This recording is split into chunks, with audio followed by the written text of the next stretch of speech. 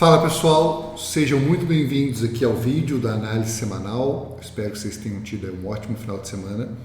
Vamos dar uma focada aqui nos ativos para ver o que aconteceu aí semana passada, para a gente ficar por dentro do contexto, né? Ver aí os principais regiões onde o preço respeitou e vamos dar uma olhada aí nas notícias, o que saiu, né? E o que tem para sair essa semana, no que a gente tem que focar para operar bem aí. Essa semana que se inicia hoje, dia 25, e vai até o dia 30, na sexta-feira. Então, última semana de abril, ok?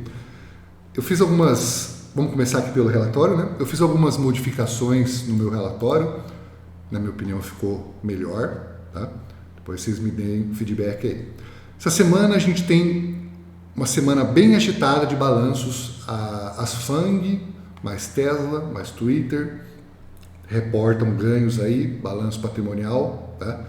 Então, vamos ficar de olho aí em todas essas principais. Eu até destaquei aqui, ó, quais que são as principais que eu vou ficar de olho. A Tesla, depois do fechamento na segunda-feira.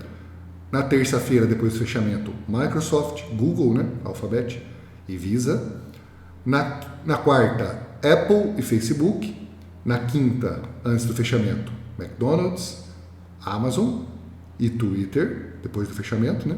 E na sexta, antes da abertura, a ExxonMobil, a principal empresa do setor de energia, tá? Então essas são as empresas aí que eu vou ficar de olho nessa semana. Isso eu ia falar depois, né? Mas como talvez sejam as principais notícias que mais vão impactar nos preços dos índices aí na semana, então já joguei isso para cima. E paralelamente ao divulgamento dos balanços dessas empresas, a gente tem relatório, tem que ter reunião de política monetária do Fed e do BOJ, o Banco Central japonês, né? E Fed, o Banco Central americano, para quem não sabe. Então, Fed na quarta-feira e o Banco Central do Japão deixa eu lembrar aqui, na terça, tá? Na verdade, na madrugada de segunda para terça. Então, assim, praticamente na segunda noite aí. Então, para quem opera o Ien, fica de olho. Para nós que operamos aí, eu não opero o Ien, mas eu acompanho o que acontece, né, no Ien e na política monetária desse Banco Central, porque é um dos maiores bancos centrais do mundo, né? Então a gente tem que ficar de olho no que ele está fazendo, ok? Depois vocês deem uma lida nesse relatório aqui para vocês ficarem por dentro de tudo que tem para sair nessa semana, tá? E vamos para o relatório COT. O COT do S&P, ele caiu 12 mil contratos de 40 mil para 52. Lembrando que os contratos futuros são muito utilizados, né, para hedge. O mercado compra as ações e utiliza os contratos futuros para se hedgear. Esse é um dos usos do contrato futuro, tá? Então, quando esse preço começa a se deslocar muito do relatório COT, né? Quando o COT não vai subindo junto com o preço, pode significar aí que o mercado está com medo de uma possível queda dos preços, né?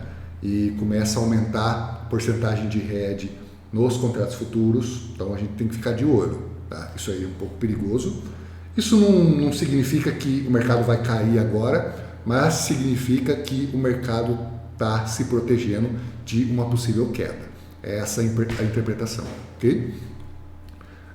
William, então assim, você pode, muita gente me pergunta, então se o preço está subindo e o COT não está indo junto, significa que não é uma tendência saudável? Significa que o preço pode cair? Sim, isso aí é um dos cenários que pode acontecer, mas precisa de um catalisador, né? O mercado, quando estica muito o preço, ele se protege, mas para os preços realmente caírem de fato, precisa de algum motivo ali. Como, por exemplo, foi o coronavírus, ou em 2019 lá com o Trump e a China, né, na guerra comercial. O mais provável e que vai derrubar os mercados agora é alguma mudança na política monetária aí do Fed ou alguma coisa que possa vir a acontecer que a gente nem tem ideia ainda, nem está no nosso radar. Okay? Então vamos ficar de olho no dia a dia aí, se sai, né, alguma breaking news que mude o contexto e que possa trazer fluxo vendedor possa trazer pânico aí para os mercados, ok? Então, em primeiro momento, é assim que a gente vai usar essa informação. Nasdaq. O Nasdaq, ele praticamente não mexeu, subiu 1.000 contratos aqui, isso aí não é nada, né? Saiu de menos 6.111 para menos 5.125, ok? O euro, ele teve uma boa subida, subiu aí quase 14.000 contratos, né? Já vinha caindo há várias semanas consecutivas e agora a primeira semana fechada aí liquidamente em alta, e uma alta bem forte, né? A gente viu a fraqueza do dólar nas últimas semanas, né? Principalmente agora, e sexta-feira o EURUSD explodiu, né? Foi lá para cima, chegou quase no 1,21, voltou um pouquinho, chegou aí no 1,21, voltou um pouquinho, então a gente tem aí net, né, de 66.851 para 80.808. A Libra, ela praticamente não mexeu, 412 contratos, não é nada, né? Ela saiu aí de 25.590 para 25.178, ok? O DX, ele teve uma queda, ele vinha subindo aí, já fazia algumas semanas, né? E finalmente caiu um pouquinho. Ele caiu agora de 5.953 para 3.518. Tem até um relatório do Goldman aqui, né? Na semana que terminou em 20 de abril, lembrando que 20 de abril é terça-feira, que é o fechamento do COT, né? Os comerciantes não comerciais venderam 2,4 bilhões após 7 semanas consecutivas de compras líquidas em dólar. Então estava subindo e nessa última semana agora descarregaram. Os gestores de ativos continuaram liquidamente vendidos em dólar, os fundos alavancados, né, leverage funds, também continuaram líquidos na venda de dólar. Esse relatório que o Goldman utiliza, ele olha o True USD Index, né? Então o True USD Index ainda liquidamente em venda, né? Saiu aqui de 6 bilhões 354 para 8 bilhões 553, depois de várias semanas aqui de alta.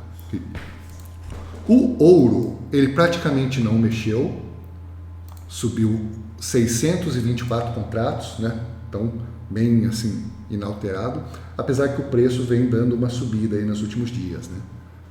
Na sexta-feira caiu, estava subindo, reverteu completamente, daqui a pouco a gente vai ver o gráfico, mas acredito que tenha fechado liquidamente em alta na semana. Saiu de 180.874 para 181.498, ok? O petróleo subiu 7.300 contratos, né? Depois de 3 semanas de queda, fechou aí subindo de 492.678 para praticamente 500 mil contratos aqui, ó, 499.983, ok? E o ZN, o contrato futuro do título de 10 anos do Tesouro Americano, ele recuperou um pouco das quedas aí da semana passada, passando aí de menos 2.652 para positivo 15.607. Então, uma subida aí de 18.260 contratos. Okay? O ZN ele teve uma pressão vendedora bem forte no começo de janeiro, em fevereiro e principalmente ali no final de fevereiro e começo de março, né? Desde a reunião do Fed do dia 17 de março, o ZN deu uma estabilizada. O Fed ele usou uma parte do seu programa de compra de ativos para diminuir essa volatilidade, comprando contratos, comprando títulos, né? Então o ZN parou de cair. Se vai continuar subindo ou se vai cair, a gente vai ter que esperar aí a reação do mercado. As expectativas são que até o final do primeiro semestre, então a gente tem mais essa semana, né, mais maio inteiro e mais junho, né, o mercado espera que o preço volte até a mínima e rompa, e o yield de 10 anos volte a bater lá pelo chegar em 1,80 ou 1,85, alguns falam em 2% na virada do semestre, ok? E eu acredito bastante nessa análise, vamos ver se ela vai se concretizar, ok? Então, essa foi o relatório COT. Vamos dar uma olhada aqui na semana anterior, o que teve de notícia para a gente ficar por dentro. Eu não vou ficar vendo tudo não, tá pessoal?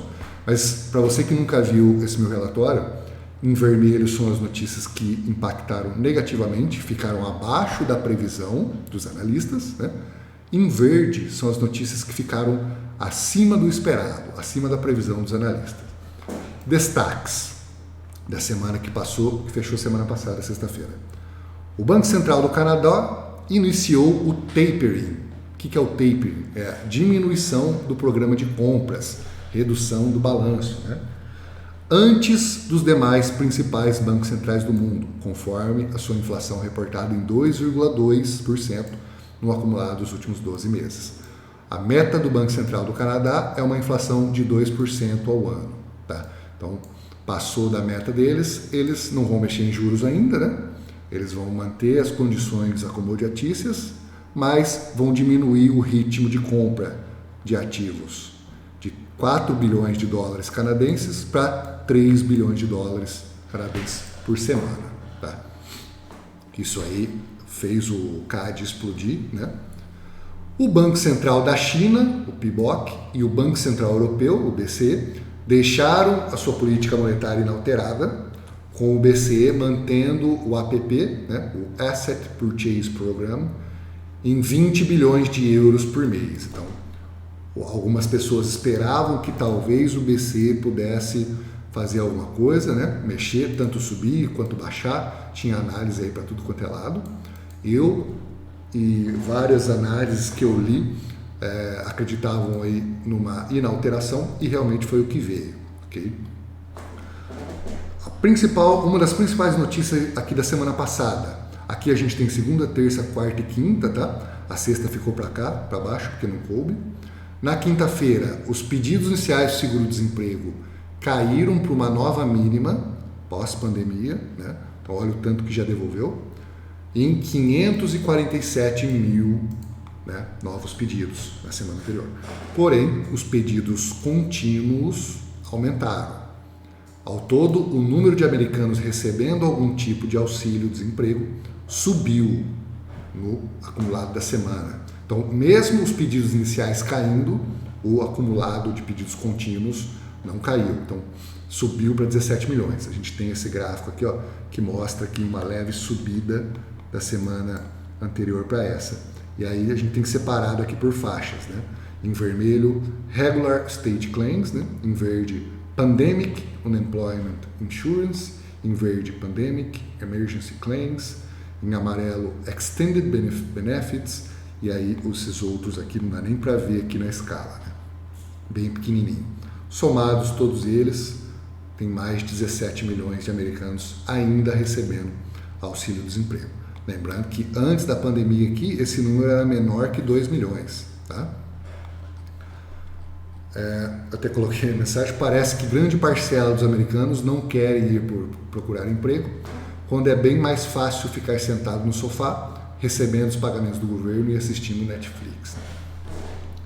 Na sexta-feira, o calendário econômico foi tomado pela forte expansão dos PMIs da Europa e dos Estados Unidos. Tudo veio explodindo aí acima do esperado, com exceção aqui do PMI de serviços da Alemanha, que apesar de vir em expansão, né, PMI acima de 50 é expansão, abaixo de 49 é contração, né, só que uma expansãozinha muito pequena, 50,1, abaixo do esperado de 50,8.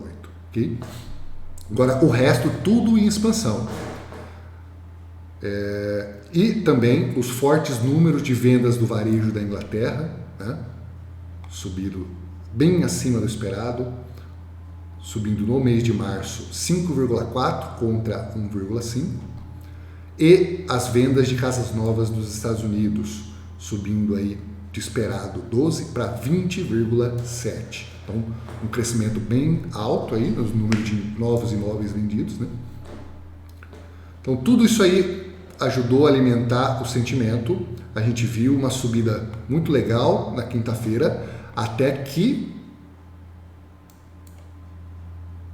quinta-feira o Biden anunciou aquele pacote de aumento de impostos sobre ganhos de capital. E aí o mercado despencou, né? Isso na quinta-feira. E aí na sexta, com todas essas notícias aqui que saíram, a gente viu uma volta, o mercado com um grande apetite comprador, voltou tudo o que tinha caído na quinta-feira com a notícia do Biden. Tá? Então, eu até coloquei a foto aqui para a gente ver todos os índices, né? O S&P, Nasdaq, Russell e o Dow Jones, tudo que caiu na quinta com a notícia do Biden, estava subindo legal, né? Voltou e arrebentou. Né? O S&P, inclusive, ele chegou até a renovar a máxima histórica. Antes de voltar um pouquinho o mercado, realizar lucro no final da sessão. Tá? Daqui a pouco a gente vai ver os profiles.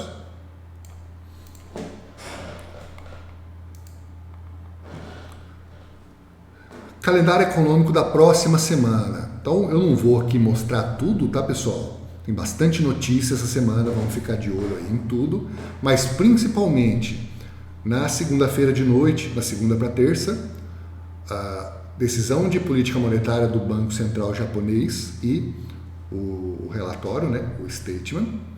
Na quarta-feira, o Fed, né, decisão de taxa de juros do FONC, o statement e a conferência de imprensa depois com o Powell.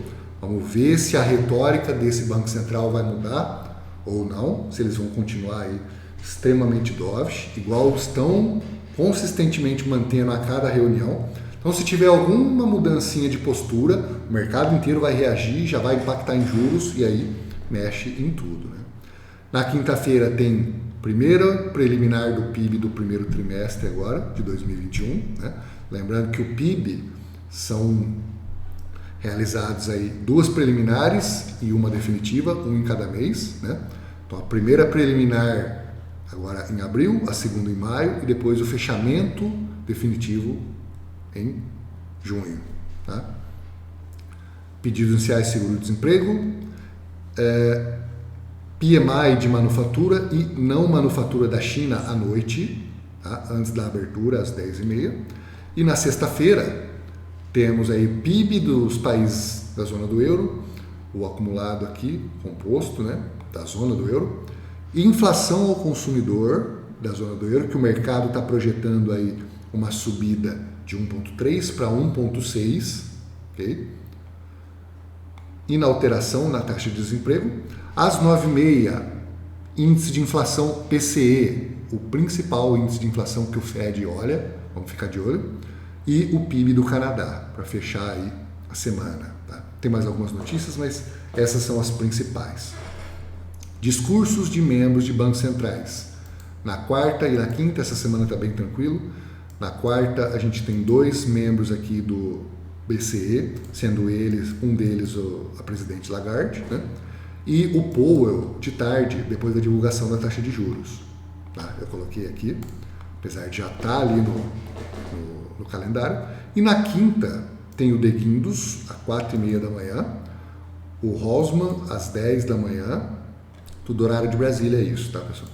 E o Corliss, opa, aqui tá errado, não é por aqui, ao meio-dia, ok? Calendário de balanços, a gente já viu, essa semana, a semana mais lotada de balanços, então a gente vai ver muita movimentação no pré-market, no pós-market, tá? O mercado na sessão asiática aí à noite mexendo bastante com essas notícias, principalmente aí na terça e na quarta, e depois e na quinta para sexta também, tá? Por causa dessas empresas reportando aqui depois do fechamento.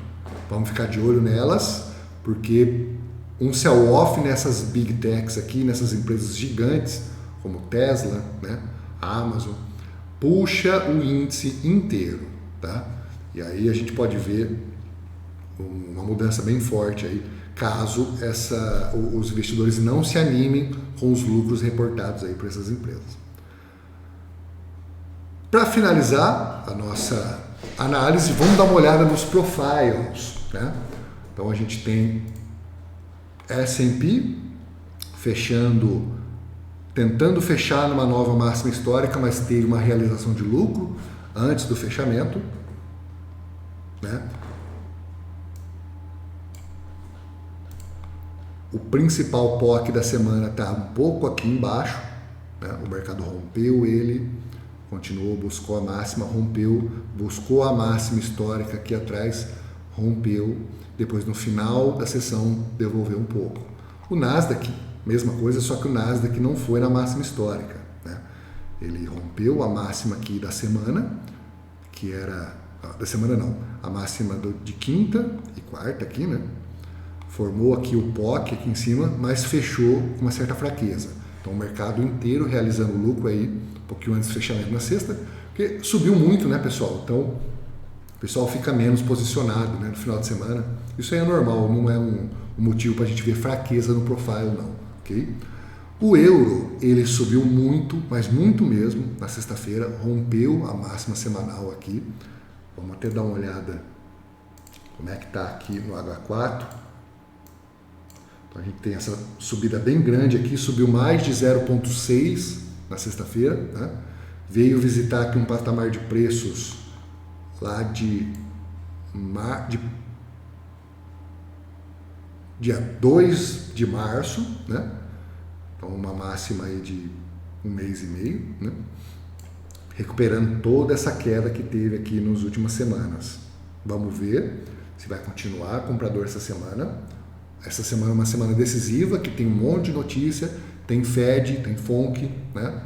Então provavelmente deve ficar um pouco lateralizado no início da semana. Mas caso o mercado já comece a colocar pressão no preço e comece a andar, a gente vai operando a favor desse contexto. Vamos ficar de olho nos diferenciais de juros também, né? Eu deixei até aberto aqui para a gente dar uma olhada.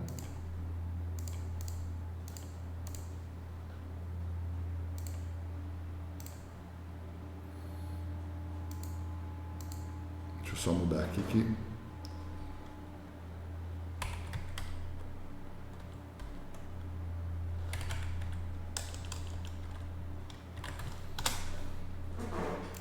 Então, vamos colocar aqui no gráfico diário todos os diferenciais, já que a gente está falando do euro ali, né? Tem que entender o contexto macro também dos juros. O diferencial de juros do euro GBP, né? Eu coloquei aqui Itália menos Reino Unido, o da Alemanha também está parecido. Ele inverteu completamente, mudando a tendência do par. Ó. Ele vinha puxando forte, puxando o par para baixo, né? E no dia 5 de abril fez uma mínima aqui, ó, com o diferencial começando a puxar. No dia seguinte, o euro GBP subiu pra caramba, né? E a gente tem uma continuação desse movimento, com o diferencial continuando a puxar para cima. O euro GBP, desde aquela máxima lá no dia 23 de fevereiro, ele vem caindo forte, mas o diferencial parou de cair aqui, ó, no dia 9 de abril, né? O preço até veio visitar essa mínima, mas o diferencial estava puxando para cima. Então teve uma forte recuperação do preço depois. O preço agora voltou um pouco, o diferencial parou de puxar, né, para o lado dali um pouco, caiu aqui nos últimos dias. Vamos ver como é que vai continuar nessa semana. O diferencial para o euro-USD da Itália e da Alemanha e França aqui, ó, continuam puxando para cima, favorecendo, continuando uma expansão aqui, pelo menos o da Itália. O da França e Alemanha na sexta-feira puxaram um pouquinho para baixo, menos o mesmo preço subindo forte. Então, para a gente ter uma continuação dessa tendência, desse movimento, esse diferencial tem que continuar subindo. Se começar a cair aqui, o preço vai reverter, ok? Então, uma informação aí para os traders de moedas, né? Os meus alunos, eles operam tanto moedas, quanto os índices, quanto commodities, né? Na minha opinião, o trader tem que ser completo, tem que saber tudo o que está acontecendo no mercado geral. Vamos voltar aqui para o relatório. Então a gente viu o euro, a Libra, só vamos falar do profile, né? O profile distribuição long em L, o POC ficou aqui embaixo, né? Se tivesse ficado aqui para cima, melhor. Então pode ter um pullback até esse POC para retestar, para formar um novo cluster aqui, ó. Sim, pode ter. E aí a gente ter uma continuidade. Caso rompa esse POC, pode vir buscar o POC semanal aqui, no 1,2047, aqui é 1,2048, ok? A Libra, distribuição long em L na sexta-feira, né? Agora, o preço, ele fez um topo duplo nessa região de rompimento aqui, ó. Né? É uma região que tinha feito mínima 2 vezes. Quando o mercado rompeu com força aqui, ó, na quinta-feira, distribuiu, andou bem. Na sexta tentou aqui 1, 2, na verdade eu coloquei topo duplo, mas é um topo triplo aqui, né? Vou até mudar. Então fez um topo triplo aqui, testou 2 vezes, caiu, foi de novo aqui no fim do dia, não teve força para romper, então uma região forte. Vamos ver agora na abertura como é que vai abrir, se vai retestar aqui de novo. Caso rompa essa região, tem uma próxima região de liquidez aqui em cima, né? E caso continue, a gente tem aqui o POC semanal no 1,39,39 aqui, ó, 1,39,30, né? Mais ou menos, ok? Essa pode ser uma região de reversão, caso o preço bata aqui e inverta. Caso rompa essa região, pode vir buscar esses POCs aqui, ó, de segunda e terça, que estão alinhados. Tá? O DX, ele formou aí um perfil short em L, ele despencou, vamos dar uma olhada no H4, ele vem devolvendo forte aí, ó, desde o final de março, né, desde o começo de abril, abril inteiro aí em queda. Então, a gente viu no COT uma continuação, uma volta da pressão vendedora, né? O DX vinha subindo aí há algumas semanas, essa primeira semana aí de venda líquida, né? Então pode ser que o DX continue em queda. Vamos acompanhar essa semana e principalmente os diferenciais de juros. A gente sabe que é isso que manda em preço, ok? O ouro, ele fechou, ele estava subindo no começo da sessão, depois das 9h30, né? Às 9h20 parou de subir, inverteu completamente, devolveu tudo que tinha subido e mais um pouco, veio visitar aqui, ó, o POC de segunda e terça, e aí morreu, parou, rejeitou esse POC, né? Então, múltipla distribuição short em padrão L, com rejeição no POC de segunda e terça, ok? Até coloquei aqui. O petróleo, ele teve distribuição simples,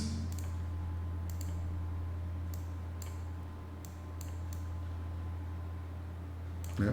Distribuição simples, o preço ele ficou lateralizado aqui praticamente o dia inteiro, subiu aqui, parou na VWAP semanal, rejeitou, voltou no POC, ficou aqui tentando subir, voltou aqui e, né? Ele fechou com um leve ganho, mas o profile, distribuição simples. Então, uma região difícil de romper aqui e aqui também onde ficou o ajuste no POC aqui, ó, de quinta e quarta, ok? E o ZN, ele teve uma distribuição short, né? Distribuição short, primeiro começou de queda, depois reverteu, subiu forte, depois na abertura, né, depois das 10 da manhã começou a cair, despencou, veio visitar aqui, ó, essa região, essa mínima aqui do dia anterior, e aí rejeitou um pouco, né? Rejeição no POC de segunda e terça, ó. Eu até dei um zoom aqui, ó. Peraí, desculpa. Sexta, quinta, quarta, terça, segunda, sexta. Rejeição no POC de sexta passada.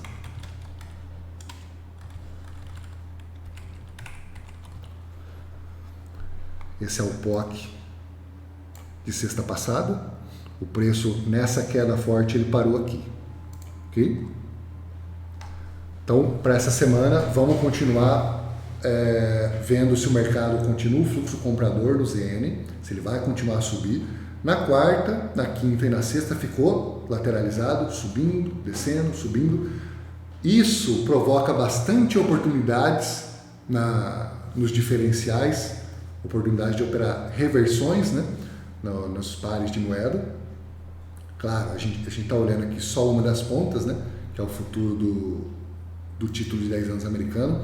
A gente tem que olhar os yields do outro país também em questão, mas eu gosto de operar quando está essas reversões. Quando está assim, né, direcional, o que não é uma característica desse tipo aqui de ativo, mas quando está, também aparecem oportunidades, tá? Aí você tem que fazer operações um pouco diferentes, talvez comprar máxima ou vender mínima, porque a resposta é imediata nos ativos, tá? Então é isso aí, pessoal. Eu vou mandar esse relatório aqui lá no canal do Telegram, vocês baixem e fiquem por dentro aí de todos os assuntos, de tudo que tem para rolar essa semana, ok? É isso aí, ótimas operações a todos essa semana, uma excelente semana a todo mundo. Grande abraço.